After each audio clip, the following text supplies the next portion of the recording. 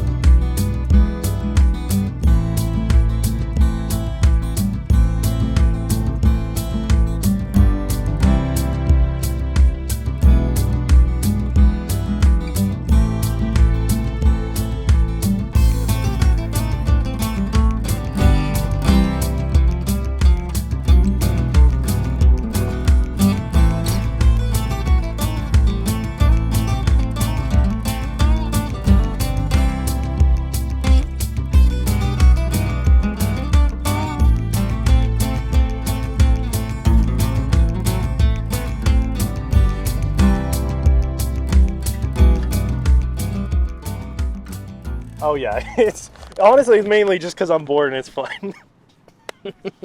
So, All right. Well, maybe you can help me with with an exercise that sure. I've been working on, and this will kind of maybe achieve both of our goals. Sure. So the exercise that I've been working on is it's basically going through the same steps as, me asking you questions about a claim that you think is true. Mm-hmm. But in this case, I would have you keep the claim hidden from me. Keep the claim hidden from you? Yeah. And so I would have you just think of something that you think is true, something Okay. that is true about the world that we share, something that is meaningful to you, and something that affects your behavior. Like if you were to find out that it was not true, your behavior would change. So I'll give you a minute to kind of think of something, Uh, and then I'll just basically ask questions um, that helps us explore how you arrived at the conclusion or the belief, and what supports your confidence that it's true. okay, and then does it have to be like a political claim or something? It can be whatever is meaningful to you, something that you think is true. And something that would change my behavior if I found out that my belief was not true. Right. Uh,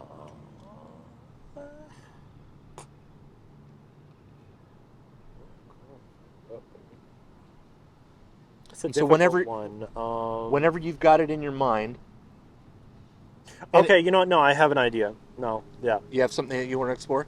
Okay. Okay. Yeah. Cool. All right. So on a scale from 0 to 100,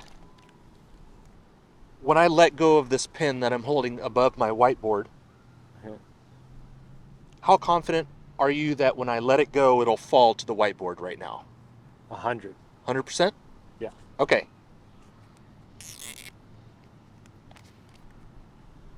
All right. So what does 100% mean right now? Does it mean that there's nothing that could cause you to change your mind about that? Or even though you're at 100%, you still could update your belief about it? Like, what does 100 mean? What it means is, like, I use the scientific method. Like I said, I'm like a level engineer, so Okay. I've come to that kind of success by basically using the scientific method over the past 10 years. And so, like, let's say you did let go of the pen and it didn't drop.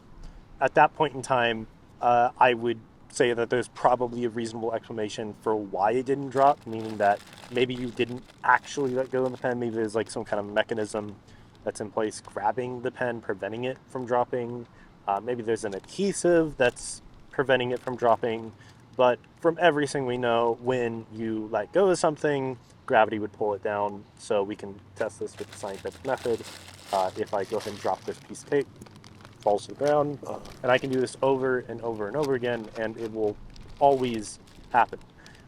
So when I say 100%, what I mean is that we can use the scientific method to determine that, yeah, that will always happen. And anytime it doesn't happen, there's usually some kind of an actual explanation that would fall under like an exception. Like I said, maybe it wasn't actually even let go.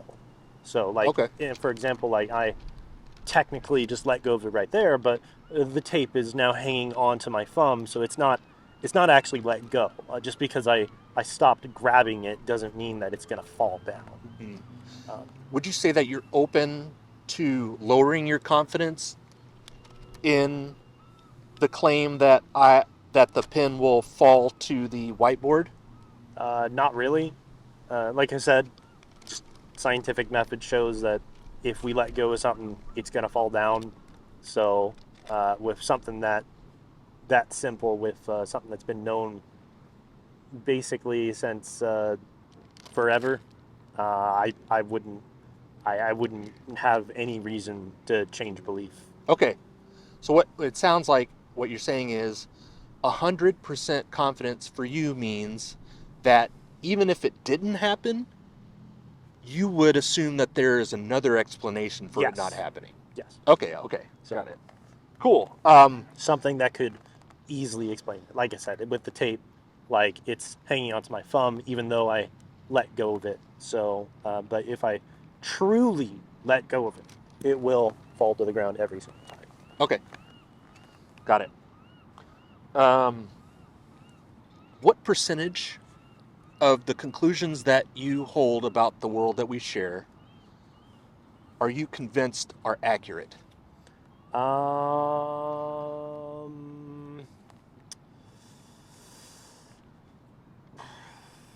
That's a tough one because I kind of just change things as I see that they have made themselves evident. I Currently, used to believe what's I'm I'm interested in like currently, yeah, what is the percentage of the beliefs that you currently hold do you think are accurate? that's just what I'm saying though, is that like there's no real way to determine that kind of percentage because that kind of percentage easily fluctuates. Okay, It just depends on whatever is happening right now, and I can't really say one specific number just right off the top of my head. okay, I mean, technically speaking, 100% of the claims that I'd be making, I would say are true, just because I wouldn't make a claim that I would say is untrue. But I mean, like if any of those claims were proven wrong with sufficient evidence, I would just change it. okay, gotcha. How many of the conclusions that you currently hold do you hope are accurate? All of them. Same 100 as the pen? Uh, Actually, 100%? hold on. I don't know if I would say all of them, right? Because I mean, I feel like that's too confident. I feel like that's unaccepting of change. Okay. This is about your preference though. Like your preference, what percentage would you prefer to be accurate? Uh, I would prefer to be as close to 100% as possible. Okay. So, Okay. Got it. All right. So the idea that you were thinking about, the claim that you wanted to talk about, the one that we're gonna try to keep hidden? hidden from me, Yeah. um, on that scale, 0 to 100, how confident are you that that conclusion is accurate? Like 100%. So, You're 100% convinced that this claim that you've got in your head is accurate. Yes. Okay.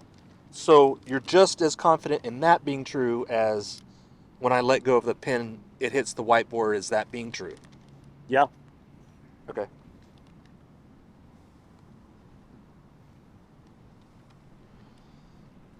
Without revealing the claim, are you able to name the reason that supports your confidence the most? Or do you think that that would give it away? Yeah, I can do that. Um, And you can be so, as general as you need to be. uh, can I cite multiple reasons? What's let's we can talk about many reasons. I'm I'm curious in the one that holds the most confidence though. Um, for me, the I would say the most confident thing I would give would be that um, the category of what I'm talking about, the stuff that falls into that category, there's just too many contradictions, um, and like all those contradictions are because everything from it is like all the way back from like the Bronze Age, um, and so back then they didn't really actually uh, consider different mathematics that could test out different theories. But nowadays, we can do that kind of stuff. And ultimately, like I said, it just creates contradictions with what we know that is actually true in reality. Okay, so the main reason that's supporting your 100% confidence in your claim being true is because it's in a category that's The thing that it is, there's way too many contradictions with its own claims, basically. If that makes sense. I'm trying to understand that. Like the main reason that you're using to support your confidence in this is because uh it's in the category of claims that has a lot of contradictions in it. Think about it like this. I use the word category because there's multiple of this. Okay, so Uh-huh. like you could put all of these kind of things in this one category, and all of them have their own contradictions. Because again, all of them were made back in the Bronze Age. So Okay. ultimately, Does this yeah. does this conclusion that you have any contradictions? The conclusion? No, I can't think of any. Okay. It's too simple to actually have a contradiction. Okay. Okay. If we took that reason away, how much would your confidence drop? It would still stay the same. Um, so when I was a kid, I ended up into an accident where like I would have gone brain dead, and then I would have woken up like a couple weeks later in the Seattle Children's Hospital. Hmm. And that's another thing that's keeping my confidence at 100% that the claim that I'm thinking of is fully true.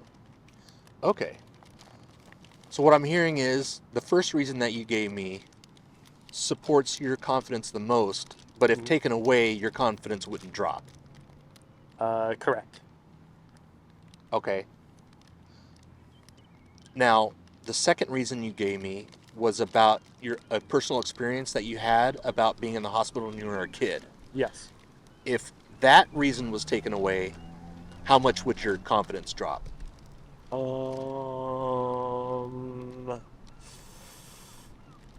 I mean, my confidence would drop, but still not by much, just because at that point in time, we would be relying on the what's the term for it?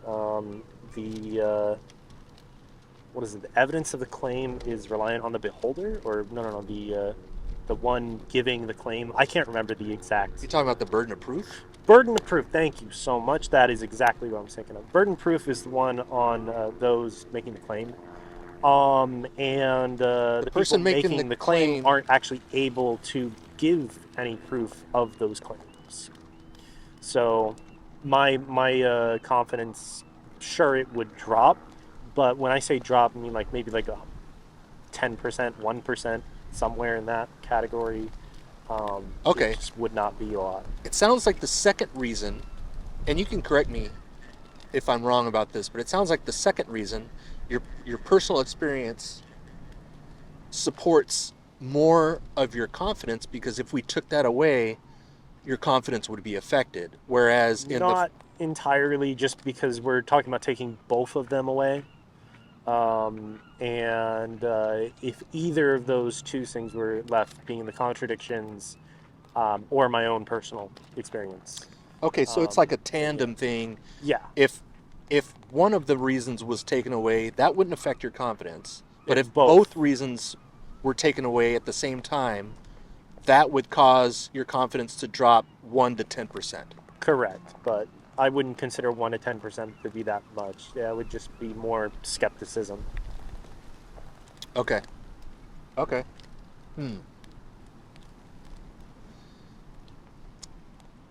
What is the reason why those reasons support your confidence?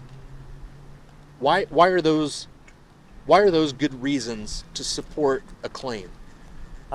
Because ultimately, if something isn't true, it's going to have contradictions. And if something else is true, it would line up with someone's personal experience.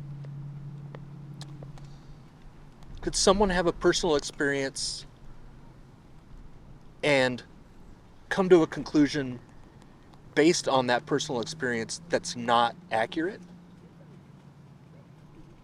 Could someone have a personal experience and come to like their own conclusion, but like based on like some stuff that's not accurate?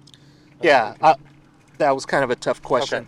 I'll try to Um, rephrase it. So, could someone have a personal experience and attribute it to something that's not real or true? yeah. I mean, for example, like if someone gets high, maybe they'll see like different hallucinations, but it doesn't mean the hallucinations are real. It's just that basically, since there's different chemicals that are being altered in their brain, ultimately they're gonna see different stuff. Okay. Could somebody use your two reasons to arrive at a conclusion that's false? Did someone use my two reasons to arrive at a conclusion that's false? I don't see how, because at that point in time they would just be ignoring the reasons. I don't I don't see how that would make sense. You think So that no. if anyone else used the same reasons that you used to arrive at this particular conclusion, Yeah, because those reasons are specifically to disprove something, so it wouldn't make sense to then prove it to be true using those reasons. Like it's like saying here, this is a reality. I mean, this is a contradiction to what reality is. There go. That is actually the reality. Which just that wouldn't make any sense at all. It just would show that the person is not actually listening to anything that the person is talking about. okay, yeah, because I'm trying to investigate why those reasons are good reasons, Uh huh. or I guess I'm interested in both of us understanding uh, if the quality of those reasons match the confidence that you have in the claim being true. Mm-hmm. And it sounds like you're saying that they match pretty well, Oh because yeah. you're like 100%, and these reasons, it doesn't sound like could be used to arrive at a false conclusion, right? Is that what I'm Correct. hearing? Yeah, I don't see how that could be even possible. Okay. Um, If this claim was not true, how would your behavior be different? uh, life would be scary at that point. Scary? That would be hella scary. So Okay. Okay. it wouldn't really change reality much, but it would more just change what's expected. Is And there a test that we could perform to see if this conclusion was true? um, not really, because like this is what I was saying, where basically the burden of proof is on the person making the claim, and in this case, we're talking about saying like something is not true, and so then that burden of proof goes on to again the one making the claim, and that's the problem is that they're not able to show any evidence. Um, Are you making a claim that something is not true, or Yeah. are you making a claim that something is true? I'm making a claim that something is not true. That I believe like it's a bunch of BS. Okay. So, Okay. So you're making a truth claim about something being false. Like you're saying yes. I'm 100% confident that it's true that this claim is false. Yes. Okay. Now, is your confidence, now that I phrased it that way, is your confidence the same? Yeah. Okay. Okay. I just wanted to make sure. All right. Um, is there a way to falsify this claim? Is there a way to falsify the claim? Yeah, I would say that there is. But the problem is that like there's nothing that's in human history that really shows it to be true, which means that Do you have a way to tell? like I'm trying not to tell you what the claim is, right? Right. Then I'm a little Right. bit having No, a little bit of trouble. that's cool. But let's say that I remember I said that there's multiple of these things in this category, right?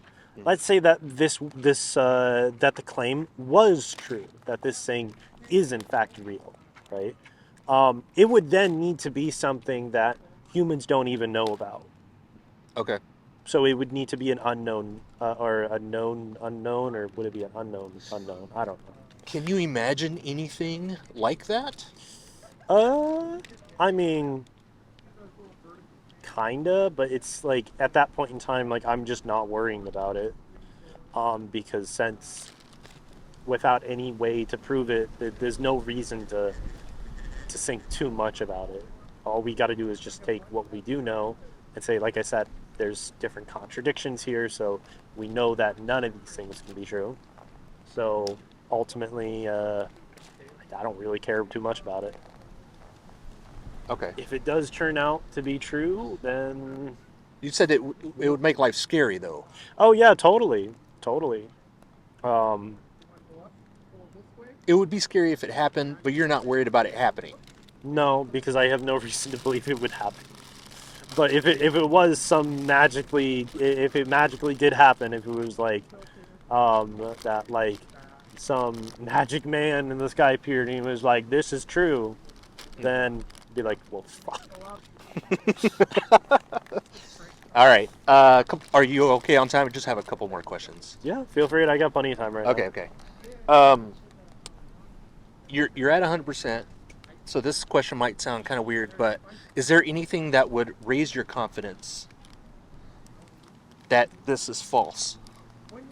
Is there anything that would raise my confidence that the thing that I'm claiming is false is false? Right. What would Okay. take you from 100, say, to 100.1? 10%. Yeah.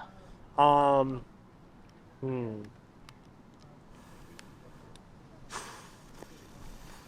There's nothing that could really do that, because anything, honestly, if there was something that could do that, then my confidence would probably drop. So, yeah, I don't see how that would be possible. Okay. And you said a way to find out if it wasn't if the claim that you think is false was true is by a magic man coming Yeah. down and saying so. Yeah, it's like, this is true. Okay. All right. Cool. Any questions for me? And then, if you want to, you can share what the idea is. But you don't have to. Okay. You can if you want to. I- You can ask me questions. Whatever you want to do. The claim is definitely that religion is not true. Religion is Yeah. not true. Specifically theology, though, by the way, when I say that, because there is deism, right? But deism is effectively the same as atheism. There's really no difference between deism and atheism other than just there is a God at that point in time, but the God it really doesn't change much of anything just because a God exists at that point. Because, like, let's say a God does exist, but there's no religion, then it's effectively the same as not actually having a God. Again, what I'm specifically talking about here is that theology is not correct. Okay. And if it was, that would make your life scary. Oh, yeah, that would make it real scary, because then it's like, well, what happens when you die? Okay. So, Okay. Cool.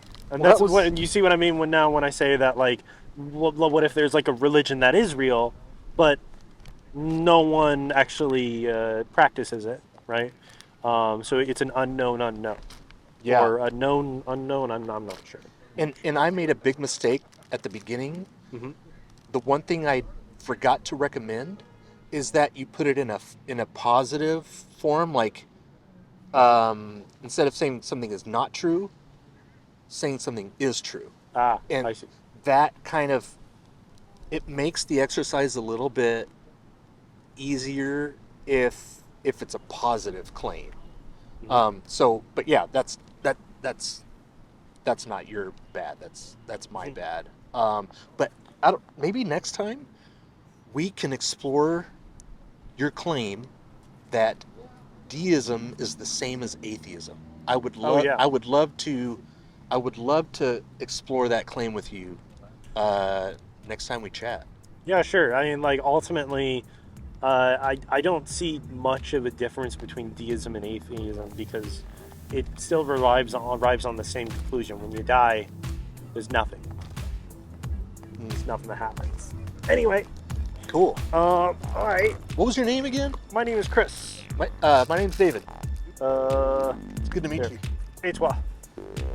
Au revoir. Take care. It's